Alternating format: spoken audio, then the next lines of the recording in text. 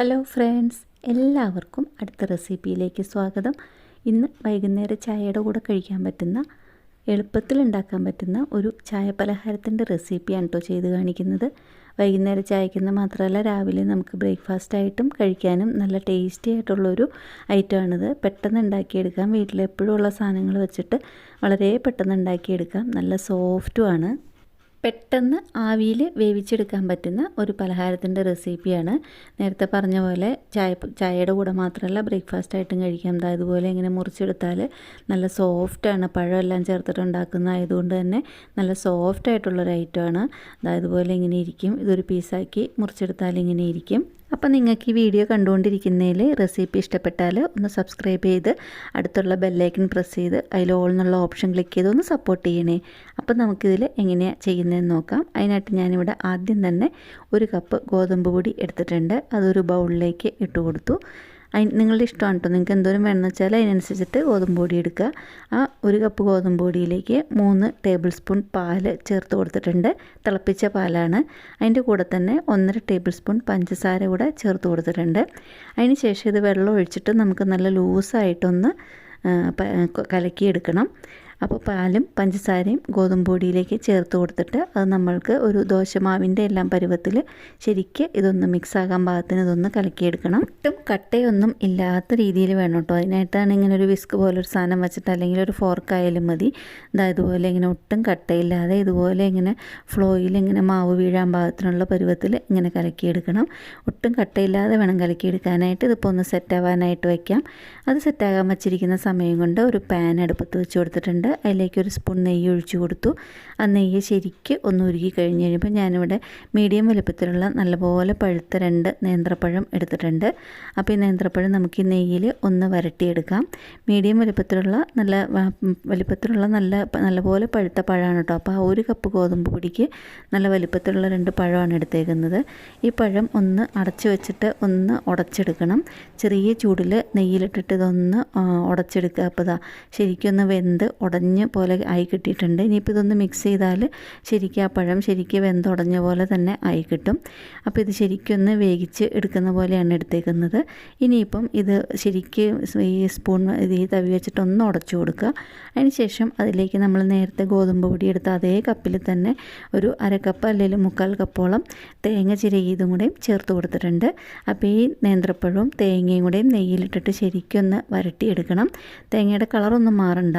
അപ്പോൾ അതിന് മുന്നേ തന്നെ നമുക്ക് ഒരു 1.5 സ്പൂൺ ശർക്കര കൂടെ ചേർത്ത് കൊടുക്കാം. നമ്മൾ ഗോതമ്പ് പൊടിയിൽ പഞ്ചസാര ചേർത്ത് കൊടുത്തിരുന്നു. അപ്പോൾ ഈ പഴം വരട്ടുന്നതിൽ ശർക്കരയാണ് ചേർത്ത് കൊടുത്തേക്കുന്നത്. നിങ്ങൾക്ക് കൂടുതൽ വേണമെന്നുണ്ടെങ്കിൽ 2 ടേബിൾ സ്പൂൺ അല്ലെങ്കിൽ 2.5 ടേബിൾ സ്പൂണോളം ശർക്കര ചേർത്ത് കൊടുക്കുക കേട്ടോ. ഇപ്പോൾ പഴം ശരിക്ക് വരണ്ട് കിട്ടിയിട്ടുണ്ട്. തേങ്ങയും ശർക്കരയും എല്ലാം ചേർന്നിട്ട് പഴം ശരിക്ക് നെയ്യിലൊന്ന് വരണ്ട് കിട്ടിയിട്ടുണ്ട്. ഈ സമയത്ത് അതിലേക്ക് ഒരു 1/2 സ്പൂൺ ഏലക്കയുടെ പൊടി കൂടെ ചേർത്ത് കൊടുത്തിട്ടുണ്ട്. ഒരു ചെറിയൊരു ഫ്ലേവറിന് വേണ്ടിയിട്ടാണ് ഏലക്കാപ്പൊടി ചേർത്ത് കൊടുത്തേക്കുന്നത്. അതിന് ശേഷം ഇത് ശരിക്കും ഒന്നും കൂടെ ഒന്ന് മിക്സ് ചെയ്യണം.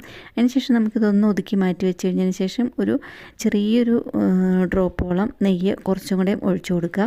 അത് മെൽറ്റായി കഴിഞ്ഞ് കഴിയുമ്പം 1 ടേബിൾ സ്പൂൺ നമ്മൾ ഒന്ന് ചതച്ചെടുത്തിരിക്കുന്ന കാഷ്യൂസാണ് എടുത്തേക്കുന്നത്. ഒന്ന് ചെറുതായിട്ടൊന്ന് ക്രഷ് ചെയ്തിരിക്കുന്ന കാഷ്യൂസാണ്, മുഴുവനും വലുപ്പത്തിലുള്ളതല്ല. ആ ക്രഷ് ചെയ്തിരിക്കുന്ന കാഷ്യൂസ് നെയ്യിലേക്ക് ഇട്ടിട്ട് അതും കൂടെ ഇതിൻ്റെ കൂടെ ഒന്ന് വരട്ടി ചേർത്ത് എടുക്കണം.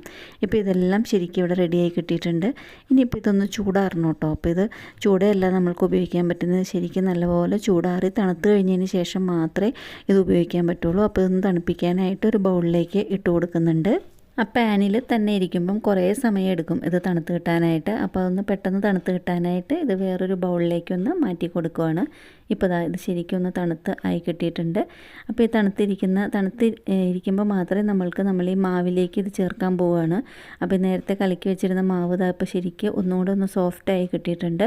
അപ്പോൾ ഈ നേരത്തെ കലക്കി വെച്ചിരിക്കുന്ന മാവിലേക്ക് നമ്മൾ ഈ മിക്സ് ചെയ്തെടുത്തിരിക്കുന്ന പഴത്തിൻ്റെ മധുരത്തിൻ്റെ കൂട്ട് അത് അതിലേക്ക് ചേർത്ത് കൊടുത്തു. അതിന് ശേഷം നമ്മൾ പിന്നെയും ഈ വിസ്ക് വെച്ചിട്ട് തന്നെ ശരിക്കൊന്ന് മിക്സ് ചെയ്തെടുക്കുകയാണ്. പഴം മിക്സ് എല്ലാം ശരിക്ക് ഈ ഗോതമ്പ് മാവിൽ ശരിക്കും എല്ലായിടത്തും ആവാൻ പാകത്തിന് നല്ലപോലെ ഒന്ന് മിക്സ് ചെയ്തെടുക്കുകയാണ്. അപ്പോൾ അതാ ഇപ്പോൾ ഇങ്ങനെ ഇരിക്കും ഇതിൻ്റെ കൺസിസ്റ്റൻസി. അതാണ് ഞാൻ നേരത്തെ ഗോതമ്പ് മാവ് മാത്രം മിക്സ് ചെയ്തപ്പം അതുപോലെ ഇരിക്കണം അളവ് എന്ന് കാണിച്ചു തന്നത്. അത്ര ലൂസായിട്ടിരുന്നാൽ മാത്രമേ ഈ മിക്സ് ചേർക്കുമ്പം ഇത് ഇത്രയും ലൂസായിട്ടിരിക്കുകയുള്ളൂ. അതിന് ശേഷം ഒരു പ്ലേറ്റ് എടുത്തിട്ടുണ്ട്. ആ പ്ലേറ്റിലേക്ക് ഞാനിപ്പോൾ ഇത് നെയ്യ് പുരട്ടി കൊടുക്കുകയാണ്. നെയ്യ് ഫുള്ള് എല്ലായിടത്തും ശരിക്ക് സൈഡിലും എല്ലാം ശരിക്ക് ആകാൻ പാകത്തിന് നമുക്കൊരു കൈ വെച്ചിട്ട് തന്നെ ശരിക്കും എല്ലായിടത്തും ഇതൊന്ന് തേച്ച് കൊടുക്കാം. അപ്പോൾ എല്ലായിടും പ്ലേറ്റിൻ്റെ സൈഡും എല്ലാം ശരിക്കും നെയ്യ് പുരട്ടി കൊടുക്കുക, അല്ലെങ്കിൽ ചിലപ്പോൾ വിട്ടുവന്നൊന്നും ഇരിക്കില്ല. അപ്പോൾ ഇനിയിപ്പോൾ ഈ മാവിൻ്റെ പകുതി ആണ് ഈ പ്ലേറ്റിലേക്ക് ഇട്ട് കൊടുക്കുന്നത്.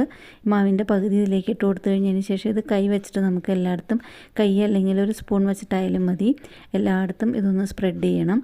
ഞാനിപ്പോൾ ഇവിടെ കൈ വെച്ചിട്ടാണ് ഇതെല്ലായിടത്തേക്കും ഒരേപോലെ ഒന്ന് ആക്കി കൊടുക്കുകയാണ്. എല്ലാ സൈഡും ഒരേപോലെ തിക്കാവാൻ പാകത്തിന് നമ്മൾക്ക് കൈ വെച്ചിട്ട് ഇതൊന്ന് മിക്സ് ചെയ്ത് കൊടുക്കുക.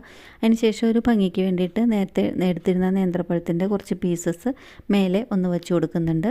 അത് ഓപ്ഷണലാണ്. നിങ്ങൾക്ക് കാഷ്യൂസ് വേണമെന്നുണ്ടെങ്കിൽ അത് വയ്ക്കാം, അല്ല ഇതിങ്ങനെ വേണമെന്നുണ്ടെങ്കിൽ ഇത് വയ്ക്കാം, അല്ല റൈസിൻസ് വേണമെന്നുണ്ടെങ്കിൽ അത് വയ്ക്കാം. നിങ്ങൾക്ക് ഇഷ്ടമുള്ള ഫ്രൂട്ട് ഏതെങ്കിലും വെച്ചിട്ട് ഇതൊന്ന് ഡെക്കറേറ്റ് ചെയ്തെടുക്കാം കേട്ടോ. ഞാനിപ്പോൾ ഇവിടെ പഴം മാത്രമേ വയ്ക്കുന്നുള്ളൂ. അതിന് ശേഷം ഇതെല്ലായിടത്തും ഒരുപോലെ ആകാൻ പാകത്തിന് ഒന്ന് തട്ടി കൊടുക്കുക. നേരത്തെ ഒരു പാത്രത്തിൽ ഒരു തട്ട് വെച്ചിട്ട് നമ്മൾ വെള്ളം തിളപ്പിക്കാനായിട്ട് വെച്ചിരുന്നു. അപ്പോൾ അതിലേക്ക് ഇത് ഇറക്കി വെച്ച് കഴിഞ്ഞതിന് ശേഷം ഇതൊന്ന് അടച്ച് വെച്ചിട്ട് മീഡിയം ഫ്ലെയിമിൽ ഒരു 10നും 15നും ഇടയ്ക്കുള്ള മിനിറ്റിൽ മീഡിയം ഫ്ലെയിമിൽ ഒന്ന് വേവിച്ചെടുക്കുക. മീഡിയം ഫ്ലെയിമിൽ ശരിക്കും ഒന്ന് തിളച്ചുകൊണ്ടിരുന്നാൽ മതി. അപ്പോൾ ഇത് വെന്ത് കിട്ടും. ഗോതമ്പ് പൊടി ആയതുകൊണ്ട് തന്നെ പെട്ടെന്ന് തന്നെ ഇത് വെന്ത് കിട്ടും. അപ്പോൾ 10നും 15നും ഇടയ്ക്കുള്ള മിനിറ്റിൻ്റെ സമയത്തിൽ ഇത് വെന്ത് കിട്ടിയിട്ടുണ്ട്. ഇനിയിപ്പോൾ ഒന്ന് തണുക്കണം. തണുത്ത് കഴിയുമ്പോൾ മാത്രമേ ഇതിൽ നിന്ന് ശരിക്കും നല്ലപോലെ വിട്ടു വരുള്ളൂ. ഇത് ചൂടേ ഇരിക്കുമ്പോൾ നമ്മൾ ഇതിൽ നിന്ന് അടത്തിയെടുത്താൽ അടിയിലെല്ലാം പിടിച്ചിട്ട് അത് പൊട്ടിപ്പോകും. അപ്പോൾ ഇത് ശരിക്കും തണുത്ത് കഴിഞ്ഞതിന് ശേഷം മാത്രമേ ഈ പ്ലേറ്റിൽ നിന്ന് മാറ്റിയെടുക്കാമുള്ളൂ. അതിന് ശേഷം നേരത്തെ പകുതി മാവാണ് ഞാൻ ഉണ്ടാക്കിയത്. ബാക്കി പകുതി മാവും കൂടെ ഇതേപോലെ തന്നെ ഉണ്ടാക്കാനായിട്ട് ഇരിപ്പുണ്ട്. അപ്പോൾ ഇത് തണുത്ത് കഴിഞ്ഞതിന് ശേഷം മാറ്റിയെടുത്തതിന് ശേഷം മാത്രമേ നമുക്ക് അടുത്തത് ഉണ്ടാക്കാൻ പറ്റുള്ളൂ. അല്ല 2 പ്ലേറ്റെല്ലാം കൂടുതൽ കയ്യിലുണ്ട് എന്നുള്ളവർക്ക് വേറെ പ്ലേറ്റിൽ ഇങ്ങനെ ഉണ്ടാക്കിയെടുക്കാം. അപ്പം ഞാൻ അത് പറഞ്ഞ് നല്ല എളുപ്പത്തിൽ ഉണ്ടാക്കിയെടുക്കാൻ പറ്റുന്ന ഒരു ചായപ്പലഹാരമാണ്. ഇനിയിപ്പോൾ മഴക്കാലമൊക്കെ വരുമ്പം നല്ല ചൂട് ചായയുടെ കൂടെ എല്ലാം എന്തെങ്കിലും കഴിക്കാനായിട്ട് നമുക്ക് പെട്ടെന്ന് ഉണ്ടാക്കിയെടുക്കാൻ പറ്റുന്ന ഒരു പലഹാരമാണിത്. അപ്പം നിങ്ങൾക്കിത് ഇഷ്ടപ്പെട്ടിട്ടുണ്ടെങ്കിൽ നിങ്ങളിതുപോലെ ഒന്ന് ട്രൈ ചെയ്ത് നോക്കുമെന്ന് വിചാരിക്കുന്നു. ട്രൈ ചെയ്ത് നോക്കിയിട്ട് നിങ്ങൾക്ക് ഇഷ്ടപ്പെട്ടാൽ നിങ്ങളുടെ ഫീഡ്ബാക്ക് കമൻറ്റ് ബോക്സിലൂടെ അറിയിക്കുക. ഇത് കണ്ടില്ലേ, ഇത് പാലെല്ലാം ചേർക്കുന്നതുകൊണ്ട് തന്നെ മുറിച്ചെടുക്കുമ്പം തന്നെ നല്ല സോഫ്റ്റായിട്ടാണ് കിട്ടുന്നത്. അത് പാലെല്ലാം ചേർത്തേക്കുന്നതുകൊണ്ടാണ് ശരിക്കും നല്ല സോഫ്റ്റായിട്ട് അത് കിട്ടുന്നത്. അപ്പോൾ ഈ റെസിപ്പി ഇഷ്ടപ്പെട്ടു എന്നുണ്ടെങ്കിൽ ഫ്രണ്ട്സിനും റിലേറ്റീവ്സിനും ഒക്കെ ഒന്ന് ഷെയർ ചെയ്ത് കൊടുക്കുക. അതുപോലെ തന്നെ എൻ്റെ റെസിപ്പി ആദ്യമായിട്ട് കാണുന്നവരുണ്ടെന്നുണ്ടെങ്കിൽ എൻ്റെ ചാനലൊന്ന് സബ്സ്ക്രൈബ് ചെയ്ത് സപ്പോർട്ട് ചെയ്യുക. അടുത്തുള്ള ബെല്ലൈക്കൺ പ്രസ് ചെയ്ത് അതിൽ ഓൾ എന്നുള്ള ഓപ്ഷൻ ക്ലിക്ക് ചെയ്താൽ ഞാനിതുപോലെ വീഡിയോസ് ഇടുമ്പം അപ്പോൾ തന്നെ നിങ്ങൾക്ക് അതിൻ്റെ നോട്ടിഫിക്കേഷൻ വരുന്നതായിരിക്കും. അപ്പോൾ ഇനിയും ഇതുപോലെ ഈസി ആയിട്ടും ടേസ്റ്റി ആയിട്ടുമുള്ള വേറൊരു റെസിപ്പിയായിട്ട് ഉടനെ വരുന്നവരേക്കും താങ്ക് യു.